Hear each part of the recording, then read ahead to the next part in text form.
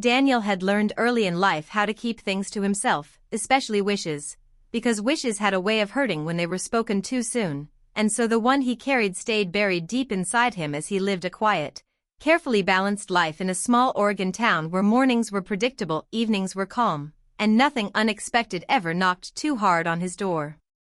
He was in his late 30s, worked as a structural engineer, and liked routines because routines didn't disappoint. He woke up early, drank his coffee black, drove the same road to work, and returned to an apartment that was clean, quiet, and empty. Friends would say he was doing well, that he was settled, that he had everything a man his age needed, but they didn't see the stillness inside him, the part shaped by a love that ended years ago without anger or betrayal, just distance and timing, which somehow hurt more. That relationship taught Daniel to be careful with hope, so when it ended, he packed his feelings away and promised himself he would never want too much again. Life became manageable after that. Peaceful. Safe. Then, on a rainy afternoon in early fall, something small but powerful disrupted that calm. Daniel heard unfamiliar footsteps in the hallway, followed by a soft crash and a laugh that didn't sound embarrassed, just human. When he opened his door, he saw a woman crouched on the floor, gathering papers that had spilled from a box. Her hair was tied loosely, rain clung to her jacket, and she smiled at him as if meeting a stranger was the easiest thing in the world. Her name was Claire. She had just moved into the apartment across the hall, bringing with her the quiet energy of someone starting over. Their first conversation was brief and polite, yet it lingered with Daniel long after she disappeared into her apartment. Over the next few days, he noticed her more than he meant to, how she struggled with boxes, how she talked on the phone late at night, how her laughter echoed softly through the thin walls. It wasn't attraction at first, not in a bold way, but curiosity, and something familiar he couldn't quite name. When they crossed paths again in the elevator, she introduced herself properly and mentioned she worked as a pediatric nurse, recently relocated from Seattle. Daniel told her his name, his job, and nothing more, because he was used to giving people the basics and keeping the rest hidden. Still, conversations kept happening. Short ones at first, then longer. A greeting in the morning. A shared smile in the hallway. One evening, the elevator broke down, and they climbed the stairs together, laughing, slightly out of breath, talking about small things that somehow felt meaningful. Daniel began to notice how Claire listened when he spoke, really listened, without interrupting or checking her phone, and it made him talk more than he usually did. Claire noticed his calm, the way he didn't rush, the way silence didn't seem awkward around him. Slowly, without either of them naming it, something gentle formed between them. Daniel tried to tell himself it was nothing, just neighborly comfort, but late at night, when the apartment was quiet and the lights were off, a thought returned again and again, soft but persistent. He wished, only quietly, only to himself, that this might be something more. The wish scared him because it felt alive, and he remembered what it cost him the last time he let himself want deeply. So he kept it silent. He told himself he was content. He reminded himself that Claire was just a neighbor, just a friendly face in the hallway. Yet every time he heard her door open or her footsteps pass his chest tightened in a way that felt hopeful and dangerous at the same time.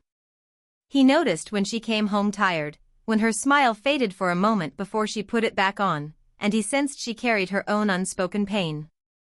There were signs, hesitation when she talked about the past, a careful tone when relationships came up, a sadness she didn't explain. Daniel understood that kind of quiet hurt, and maybe that was why her presence felt so familiar, so grounding. Weeks passed, and the routine he once relied on began to shift around her presence. He found himself looking forward to small moments, like running into her by chance or sharing a short conversation that brightened his day more than he expected. Still, he said nothing about the wish. He didn't believe in rushing feelings, and he didn't trust his own heart enough to give it permission to speak. Silence felt safer. Silence had always protected him. But deep down, Daniel didn't realize that silence can also be a choice, and sometimes, it can change everything before you even notice it happening. As days passed, Daniel and Claire began to share more than casual greetings, and their connection grew through small, unplanned moments that felt natural and easy, like evening conversations in the hallway that stretched longer than intended or quiet cups of coffee shared on the apartment steps after long shifts. Claire would sometimes knock on Daniel's door to borrow something simple, and those brief visits often turned into gentle talks about work, life, and the strange comfort of starting over. Daniel learned that Claire's job as a pediatric nurse was demanding, filled with emotional highs and lows, and that she cared deeply about the people around her, sometimes more than she cared for herself. Claire learned that Daniel had a steady nature, that he preferred listening over speaking, and that his calm presence made stressful days feel lighter. The more time they spent together, the more Daniel noticed the way Claire's smile softened when she relaxed and how her voice grew quieter when old memories surfaced. He sensed she had been hurt before, not in a dramatic way, but in a slow, disappointing one that made trust feel risky. Daniel understood this pain because he carried a similar history, and without ever saying it, they both recognized that shared understanding. One evening, as autumn deepened and the air grew colder, Claire talked about her past relationship for the first time, not with anger but with careful honesty, explaining how love can fade when people stop choosing each other. Daniel listened closely, offering no advice, only attention, and Claire seemed grateful for that more than anything. That night, when she returned to her apartment, Daniel felt the weight of his silent wish pressing harder against his chest, because what he felt was no longer just curiosity but something deeper and more personal. He began to realize how much her presence had become part of his daily life, how empty the hallway felt when she wasn't around. Claire, too, felt the shift, though she didn't name it. She found herself lingering during conversations, finding reasons to see Daniel, and feeling a sense of calm around him that surprised her. Yet along with that comfort came caution. She wasn't sure she was ready to want something again, especially something that felt meaningful. The moment that changed the tone between them came late one night when Claire didn't return home at her usual time, and Daniel, though he tried to ignore it, felt a growing unease he couldn't explain. When his phone finally buzzed with a message asking if he was home, relief washed over him. Minutes later, Claire stood at his door, looking tired and shaken, explaining that she had unexpectedly run into her ex at a work event, reopening emotions she thought she had buried. Daniel welcomed her in without hesitation, made tea, and sat with her in quiet support. He didn't ask for details or push her to talk, and that patience made the moment feel safe. Claire spoke slowly, sorting through feelings she didn't fully understand, and Daniel listened, realizing how much he cared about her peace. When she finally left, she paused and told him she felt safe around him, a simple sentence that stayed with Daniel long after the door closed. That night, the space between them felt different, charged with something unspoken yet undeniable, and both of them sensed that what they shared was no longer just friendship. The wish Daniel had kept silent grew stronger, and for the first time, he wondered if staying quiet might cost him something far greater than the risk of speaking. Weeks passed, and the connection between Daniel and Claire deepened, though neither of them spoke directly about the feelings quietly forming between them, and the unspoken bond began to grow heavier with meaning that neither could ignore. Their evenings together became a comforting routine, sharing small dinners in the hallway, helping each other with errands, or simply sitting on the apartment steps under the soft glow of streetlights, talking about everything and nothing, letting time stretch in a way that felt effortless yet intimate. Daniel noticed subtle shifts in Claire's behavior, how she lingered when he offered to help, how her laughter softened around him, and how she seemed more relaxed in his presence than anywhere else.